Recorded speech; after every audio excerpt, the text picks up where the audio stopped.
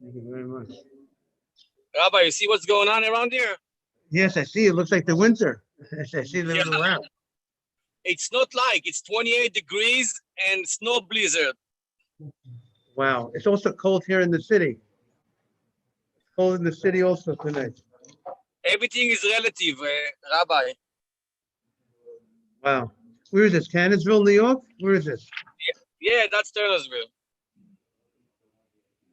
Wow. Ah, Everything is white. wow. Be careful. Be careful driving. Ah, that's my problem. I'm digging, and that's my problem. Okay. Good morning, Yaron. Yaron is here. Bye-bye, good morning. Good morning, Morning. everyone. How are you? Oh, Hashem. Okay, now we're doing better. Yaron is on. Now we're doing better. Yosef is on. Yeah, we are on Lamed Vav 36a. So yesterday we were saying yesterday. Okay, so let's get to Lamed Vav and Aleph 36a. Right, exactly. And then we got into the orla. We got into the caper bush, right? That produces many different fruits are on this bush, and we spoke about regarding orla. We had Rabbi Yehuda said in the name of Rav, just to review a little bit to bring us in today's Gemara. Rabbi Yehuda says in the name of Rav that this caper bush,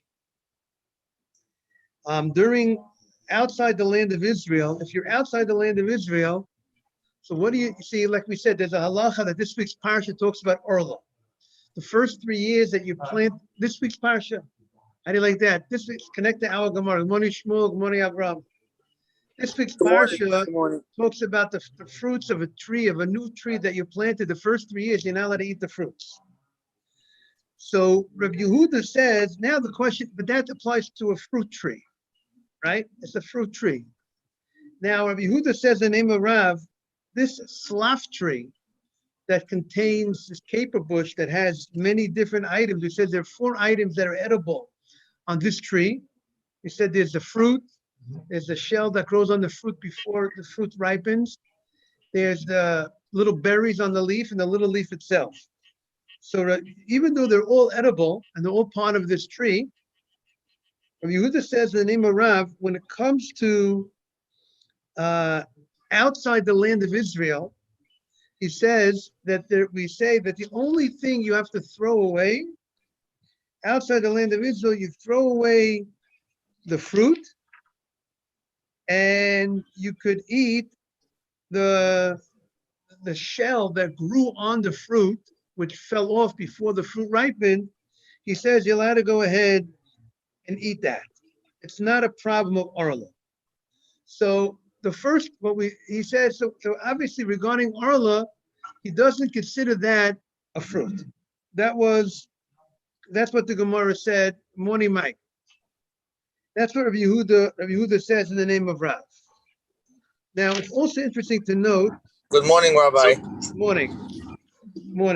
Wait, so Rabbi, what's the difference between Israel and overseas? Great point. Yosef just picked up on a very, very important point. Yosef picked up that Rabbi Yehuda says in the name of Rav that outside the land of Israel, you could eat the shell that grew around the fruit. Meaning to say, specifically outside the land of Israel. In the land of Israel itself, Rabbi Yehuda would be, in the name of Rav, would be more strict. And he would say that in the land of Israel, you should not eat the shell that grew around the fruit. And in the land of Israel, he would be more strict. And he would say we would treat the shell that grew around the fruit like the fruit itself. The same way you can eat the fruit. So in the land of Israel, he will be more strict. So we're going to get, that's what Yosef, the Gemara is going to address that point today. What we said, we'll look inside the Gemara by the 2 dots. We'll run through it. By the 2 dots on Lamed Vav and Aleph. Right over here, Morris. 2 dots. It's about and the wide lines, about 10 lines into the wide lines. Rabbi Yehuda Marav, Slav Shel Arla, this tree, this Arla tree, B'chutz la'aretz, if you're outside the land of Israel, Zorek es avionos, you throw away the fruit, and because it's Arla, the fruit of the tree, the first 3 years you can't eat, but he says you can eat the shell that grew around the fruit. So the Gemara says, what is he saying? So the Gemara says, Uriminu, I have a contradiction. 1 second. Sorry, Lememra. This seems to tell us the Evionos, you're telling me that the Evionos, the fruit, is peri, is considered a fruit. But Kafris, the shell, is not peri, it's not a fruit. The shell, you're saying, the fact that you could eat the shell during outside the land of Israel during the first 3 years of the tree, you're showing me that the shell does not have the status of a fruit. Because you're saying during the Arla years you can eat it. So the Gemara says, Reminu, Amine Natspa, Amine Nitzpa, and the different types of fruit that grow on this slav tree. You remember we said ala alim, ala tamaros, on the leaves and on the little berries that grow on the leaf, oma bor priadama, you say bor priadama, if you're eating the leaves of that tree, but ala vionos, ala kafrisin, but if you're eating the shell, it says oma bor priates. You say bor priates, so we see that the shell is considered a fruit. But the fact that you say bori priates, you consider like a tree. What's the bracha made on a fruit of a tree? Bor priates, so apples, oranges, all those items are called trees and they're subject to Arla. So the fact that you make a Bor Pri'ates on all those things. So the fact that he says you make a Bor Pri'ates on the shell of this fruit would seem to be that it's a fruit. If it's a fruit, so why did he eat it during the Arla?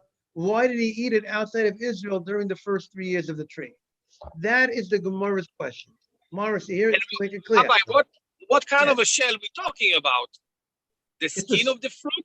There's some skin, it's some sort of shell, skin of a fruit that grows around the fruit before and it drops before the fruit ripens. That's how they explain this type of. It's an edible food.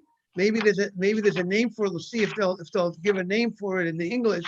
But it's an edible something that food, something that grows that you can eat. That's how Rashi. Let's see how they translate it over here.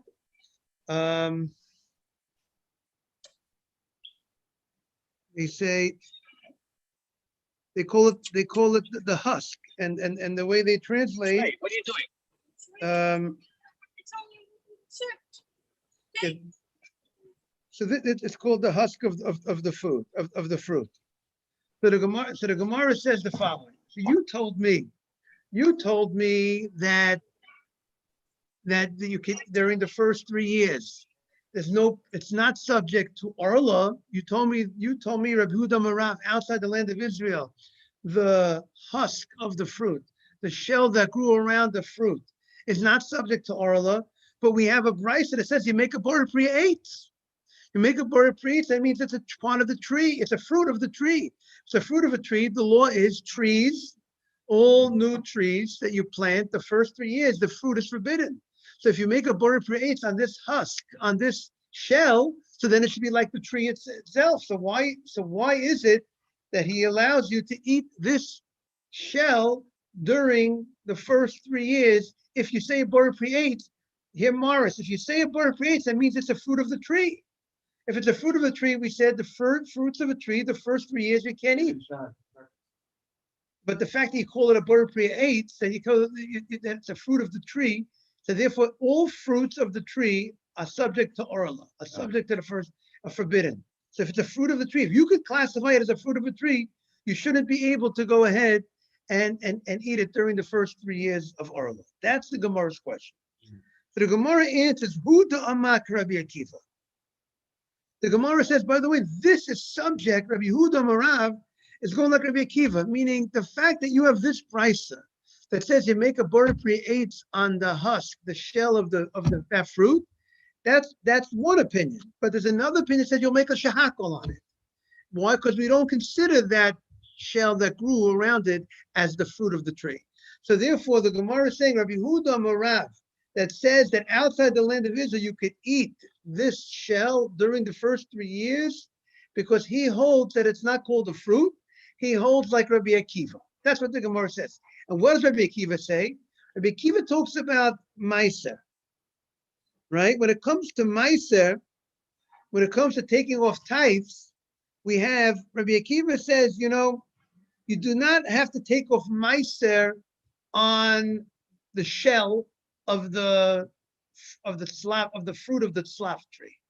Why don't you have to take off Meiser? Now the general rule is you take off Meiser, you give tithes, you give to the Levi from the fruits of the tree, from vegetables, from also now, but he says that the kafrisin is a lower level. This shell, we don't even consider it like a vegetable. We don't consider like a fruit of the tree, and therefore you don't even have to take off Meiser on it. So the fact that you don't have to take off Meiser seems to indicate that it's not a fruit. Therefore, Rabbi Yehuda, that's why he says you can eat the shell of the slav tree, of the fruit, during the first 3 years, because he holds like Rabbi Akiva. Rabbi Akiva says you don't take off Meiser. If you don't take off Meiser, that means it doesn't have a status of a fruit, and therefore that's why you can eat it in the first 3 years. So that's what the Gemara says. Rabbi Akiva, you have in the Gemara. The Gemara says Itnan. We have a Mishnah. You see, until now we were discussing the slav tree regarding Orla. The first 3 years, this is called Orla. We were discussing what's with the shell of the fruit. Now we're going to talk about a different law. What about Meiser on this caper bush, on this slav tree? What about taking off Meiser? Yaron, am I clear? Mike, is it clear?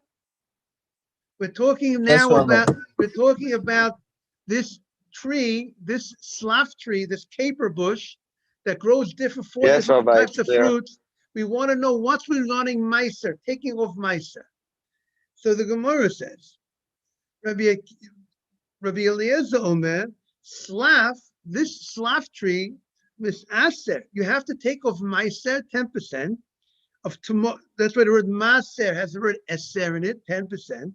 Misaser, tomorrow's, the berries that grow on the leaf, the avionos, the main fruit of the tree, and the kafrisin and the shell that grows around the fruit.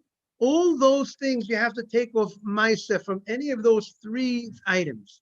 We said there are 4 items on the slav tree. Not the shell. The second opinion says not the shell. The first opinion says the shell also. The kafris. The first opinion says you have to take off Meiser on the shell, on the fruit, on the berries, but not the leaf. The leaf, he holds, that's not considered. It's not considered enough to take off. You don't have to take off Meiser on the leaf, even though if you're going to eat the leaf of this caper bush, it has a good taste, and you'll say a bracha on the leaf, but you're not going to go ahead and take off Meiser on the leaf. However, Rabbi Akiva Omer, this is what you're saying, Morris. The only thing you take off Meiser on this caper bush that grows 4 different products, the only thing that's called really a fruit, that's considered something that you have to take off Meiser. It could be a fruit of the tree, a fruit of the ground. You take off Meiser on fruit of tree and fruit of ground, but the only thing that's really the fruit here is the real fruit of this tree, the real big berries of this caper bush. But the leaf is not really considered the fruit. The shell that grows around the fruit is not really considered the fruit. The little berries that grow on the leaf are not really, we don't classify them as really the fruit of the tree. And because they're not really considered the fruit of the tree, it's not called fruit. And therefore, we'll not have to take off Meiser on those items. The only item you have to take off Meiser is on the actual main fruit of this tree.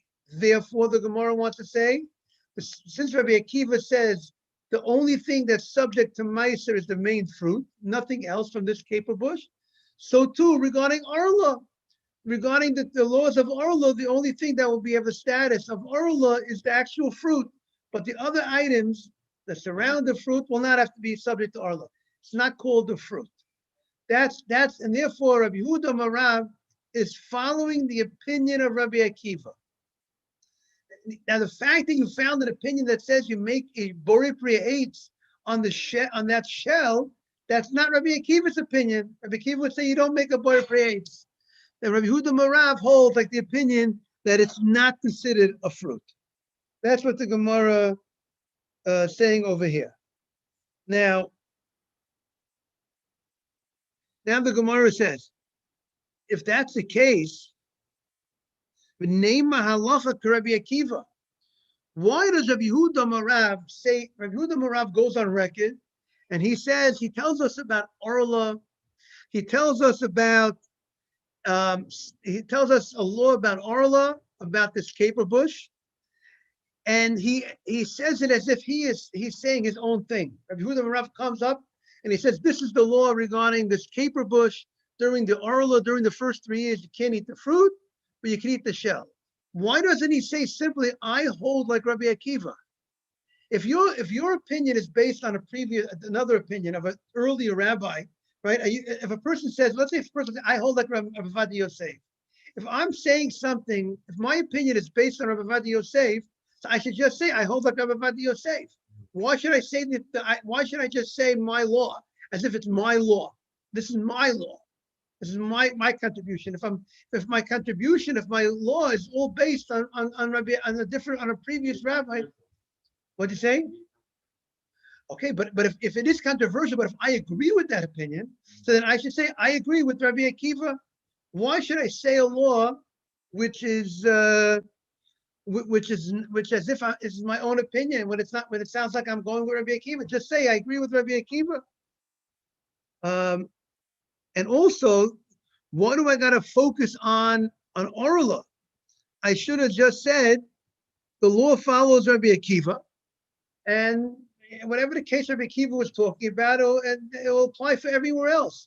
Why do I got to create my new case? Rabbi Akiva went on record. He was talking about the story of Meiser, taking Meiser from the slav tree, regarding the law of Meiser. Why do I go ahead and I talk about a different subject? I talk about the subject of Orla regarding this tree. You know, a tree can have many aspects to the tree. There can be the first 3 years is the Orla question. Meiser is another question. Why does he have to create the scenario of Orla to focus on that issue when Rabbi Akiva focused on the case of Meiser? So leave it the way, say it the way Rabbi Akiva said it. Why create a new case? Now remember what Mr. Haber, a lot of times Mr. Haber would say, or we say, sometimes a different case could be a different law. And maybe the fact that he says that case doesn't necessarily mean the other case. I might not know one case from the other case. So that's what the Gemara is going to say. The Gemara says the following. The Gemara says, if he would have said the law follows Rabbi Akiva, who's the early rabbi, Hava Mina, I would have said, afilu ba'aretz. I would have said, even in the Holy Land, the law follows Rabbi Akiva. Meaning, Rabbi Akiva doesn't make a distinction between the Holy Land and non-Holy Land. He says that the only thing that's considered the fruit is the actual fruit. The shell is not considered the fruit. So therefore, in the Holy Land itself, if you'll be living in Jerusalem, Rabbi Akiva would say you could go ahead and eat the shell that grew on the fruit. During the first 3 years, you can eat the shell. But Kamash Malan, Rabbi Yehuda, in the name of Rav, does not say that. That's what Yosef HaTzadik said before. He emphasized Chutza La'aretz. The allowance that he allowed you to eat the shell is only outside the land of Israel. Why? So the Gemara says, Afilu B'aretz, Kamash Malan, Rav tells us that it's not the case. That Kol HaMekel Be'eretz, anyone who is Mekel in Eretz Yisrael, Halacha Kemoso B'chutz La'aretz. If you're lenient in Eretz Yisrael regarding Orla, if you're lenient in the Holy Land, meaning you hold in the Holy Land, good morning, Ariel, Shalom Aleichem. If you hold in the Holy Land that it's permitted, like Rabbi Akiva says it's permitted, so then we agree with your opinion outside the land of Israel. Meaning to say, in the land of Israel, we're going to say how Rashi learns the Gemara. In the land of Israel, Orla is biblical. It's prohibited on a Torah level. Outside the land of Israel, when you plant a new tree, according to this opinion of the Gemara, it's rabbinically prohibited. You hear that? By the way, the halacha seems to be not that way. The halacha seems that outside the land of Israel, good morning, Ariel. Outside the land of Israel, there's a halacha. Good morning, Rabbi. Good Morning. morning, everyone. There's halacha l'Moshe. Morning. Halacha l'Moshe miSinai that we cannot eat the fruits of the first 3 years outside the land of Israel, and it's a biblical law that you can't eat the fruits outside the land of Israel the first 3 years. But we're going to learn our Gemara like Rashi, that the first 3 years that you plant a tree outside the land of Israel, the fruit is forbidden on a rabbinic level. So therefore, the Gemara is telling us the following. Since Rabbi Akiva was lenient in the Holy Land, even on it, which on the Torah level, there's a question. Where the issue of Orla is a Torah, it's a Torah law, yet he's lenient on the shell. So since he is lenient in the land itself, so we agree with his opinion, not in the land itself, but we're going to agree with his opinion outside the land of Israel. Meaning to say, the fact that in the land of Israel itself, there's an opinion that says the shell is permitted, so we're going to be lenient to say, we're not going to rely on that opinion in the land itself, because the land itself is a biblical issue. I might be violating a biblical issue of Orla. If the shell, meaning to say, Rabbi, there's a question if the shell has a status of the fruit of the tree or not. So we're going to say in practice, even though Rabbi Akiva allows it in the land of Israel, we're going to be strict in the land of Israel. But outside the land of Israel, we'll be lenient because it's a rabbinic issue.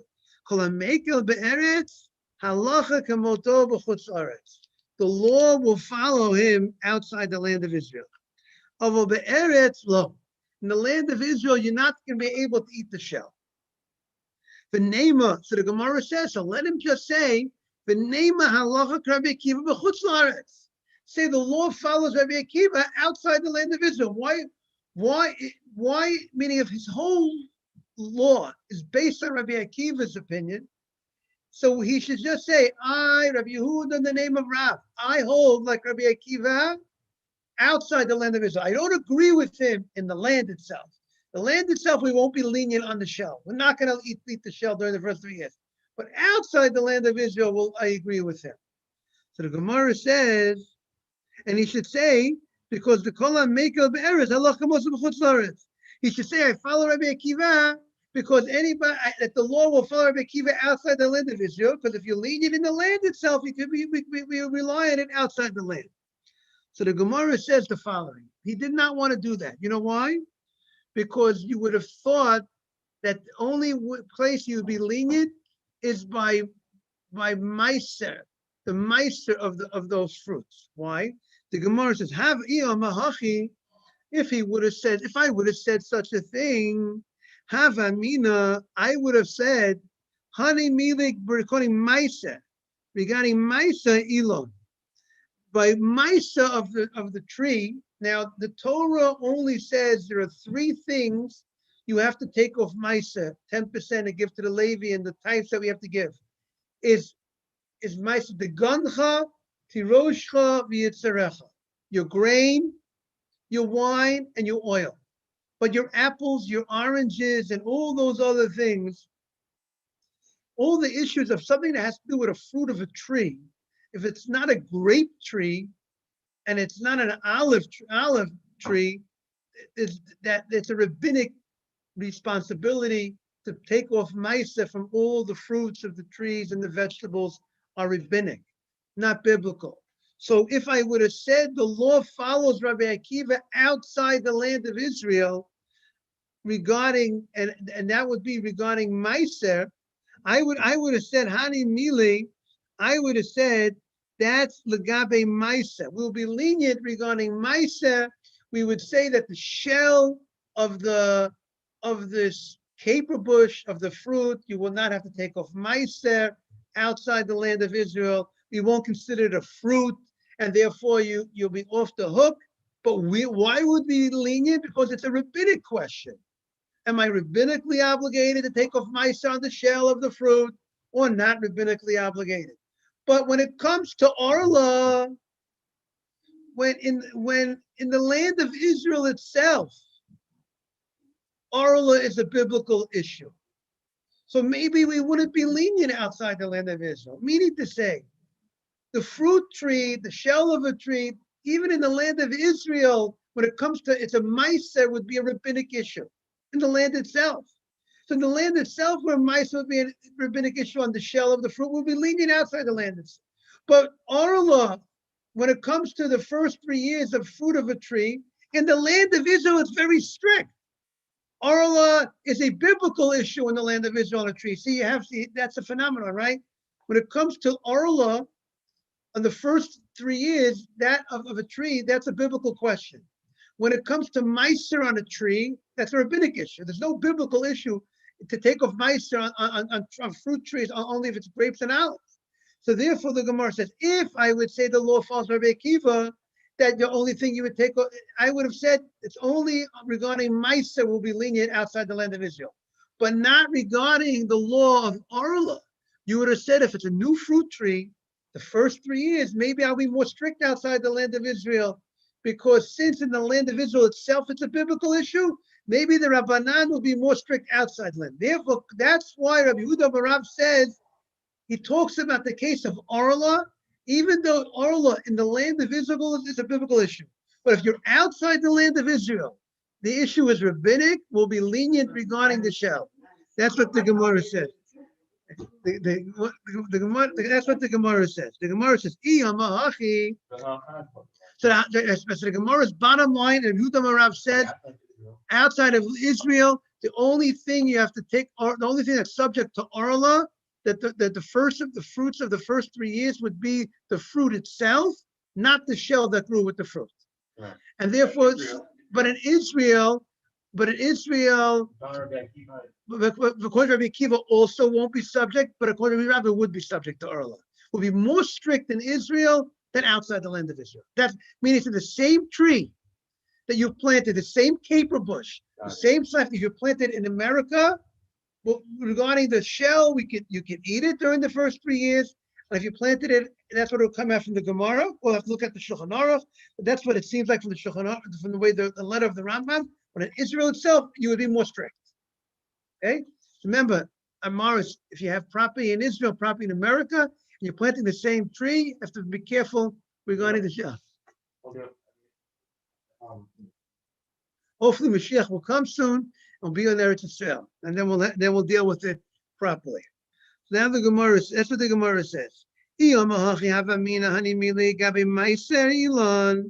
be'eretz goof from the land of Israel itself, it's midrabanan on the tree. Of a gabi orlo the be'eretz midaraisa in the land of Israel, it's minat Torah. Ema b'chutz la'aretz nami nigza. I might think you should make it a decree outside the land of Israel. Kamash Malan, that we don't make that decree, and the shell of the slav tree you can eat during the first 3 years. Okay. Now the Gemara continues a little story. Listen to the story. Ravina Ashkeche Lema Baravashi. Ravina she saw Mar, the son of Rav Ashi,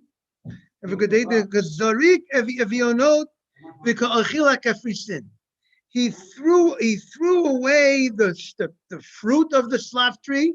By the way, it seems they were eating the stuff. They planted the stuff. This was it's not a theoretical type of bush that if you want to plant such a fruit.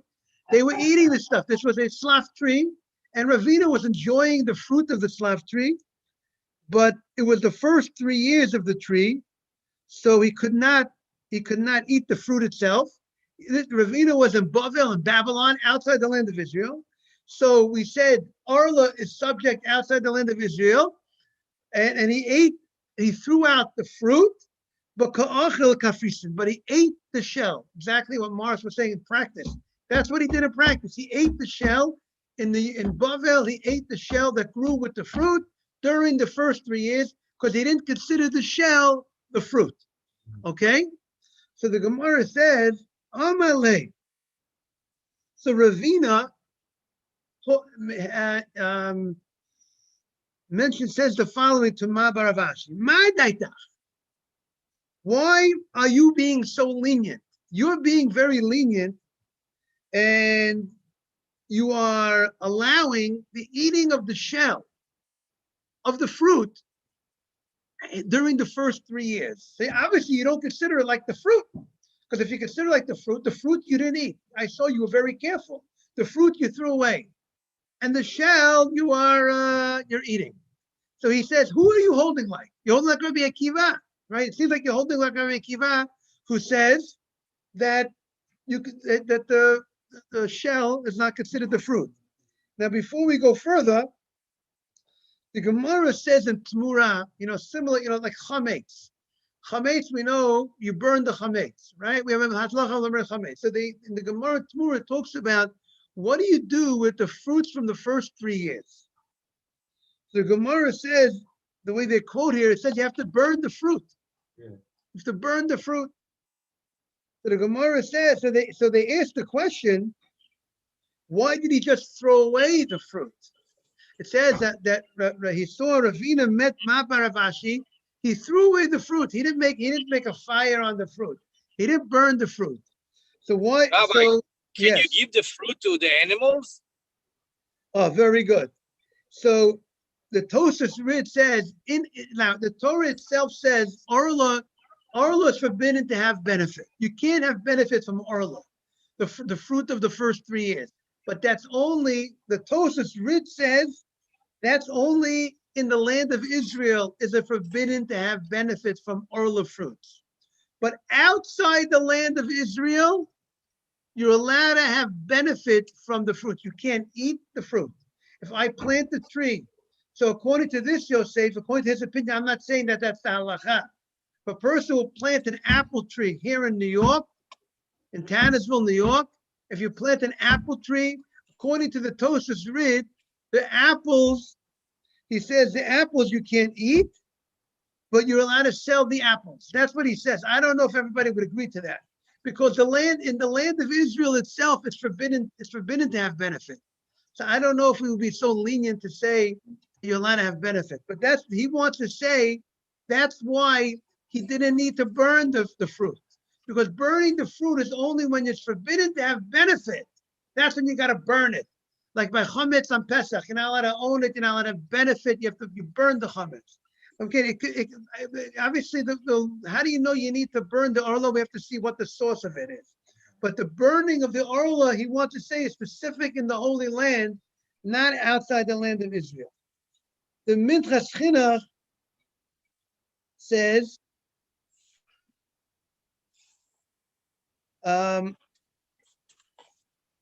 he also says this point. He says, Orla, outside the land of Israel, even if you say it's a biblical issue of the Orla because of the halacha l'Moshe Messina, you remember?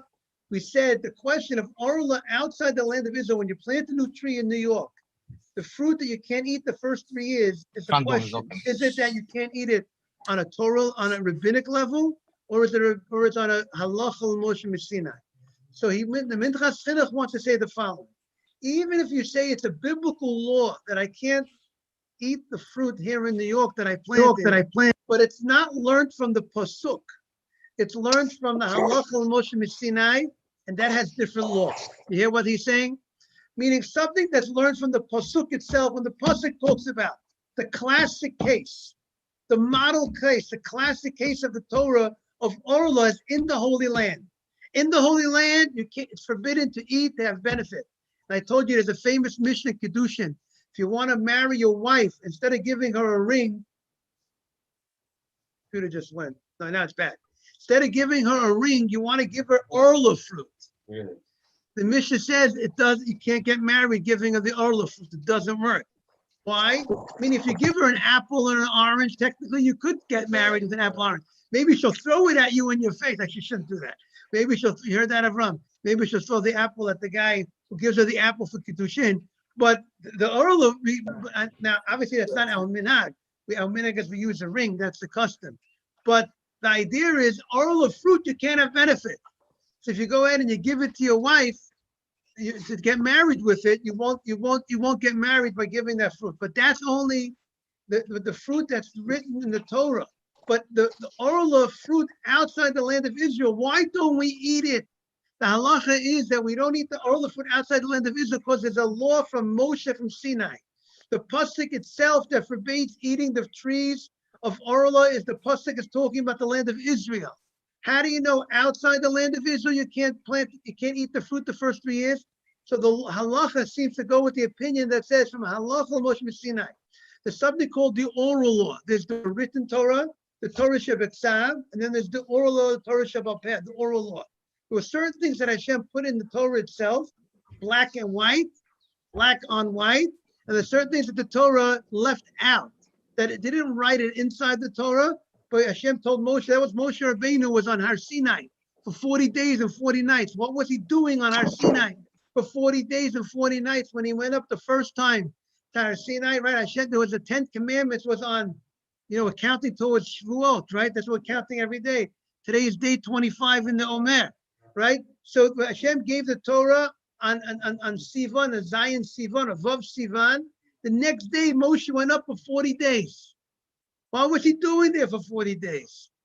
Hashem was teaching him all the Torah. He was giving him all telling him all the details, all the oral law as well, and all the halacha Moshe. That's halacha LeMoshe Sinai that he got from Sinai. What? The oral halachas from Sinai. The orla, in the land itself of Israel, the Torah says it in the Torah itself, you can't eat the fruits from the first 3 years. Okay. But if you plant outside the land of Israel, that's the law for it. The source for the law is not from the Chumash. If you planted your tree in Deal, New Jersey, and in the first 3 years you can't eat the fruit, what is the source for that law? So from halacha LeMoshe Sinai. From Sinai, Hashem told Moshe. Not because it says in the Torah. It's not, you won't be able to see it in the Torah, because the Torah is not talking about New Jersey or New York. The Torah is talking about Israel. But the halacha Moshe Sinai,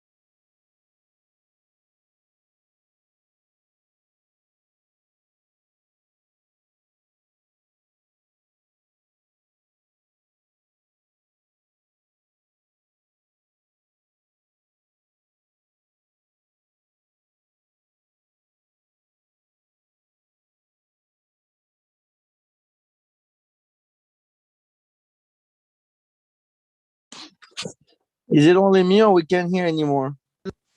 your speaker. Please make sure your speaker is properly connected. Okay, now it's good. Now you hear Yeah, it? now we can hear him. Now I hear you. You Now got to I hear listen to this. In this week's parsha, the Torah says you're not going to use a razor, not going to destroy your beard by using a razor, correct? If your person uses a razor, they're destroying their beard. You could use it. We hold you could use a shaver. It doesn't destroy. It does. The shaver is more like a scissor cut, but a razor is forbidden. You can't use a razor on your beard. Why? What's the possible reason why Hashem says don't shave with a razor on your beard? Why? So the different reasons are given. The Rabbeinu Bachai says something fascinating. He says God, Hashem made a sign in a man and a woman. By nature, he showed the difference between a man and a woman. A man grows up, has a beard. naturally a man grows a beard.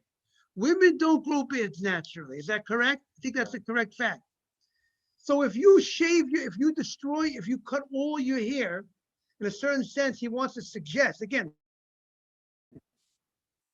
but he wants to say perhaps it's connected with the idea Hashem wants that there's a separation between a man and a woman. A man grows a beard or has the ability to grow a beard and the hair, and you're able to see hair.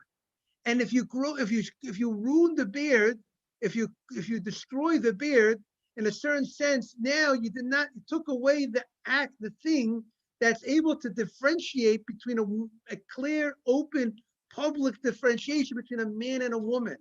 And Hashem wanted it to be separate. It should be clearly identified. This is a man and this is a woman. How do you like that idea? Is that an amazing idea? Just like Hashem says, I don't want you to mix seeds. Torah says, don't make two different animals together. Don't take two animals and put them different animals together. Don't mix different seeds together and all different things. Don't take a grape seed and a barley seed and a wheat seed and mix them together.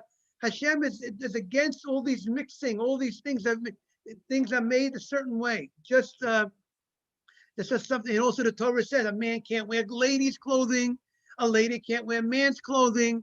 It has to be a separation, Havdalah. So here we're talking about the third aspect we're talking about is about if you have a slav tree.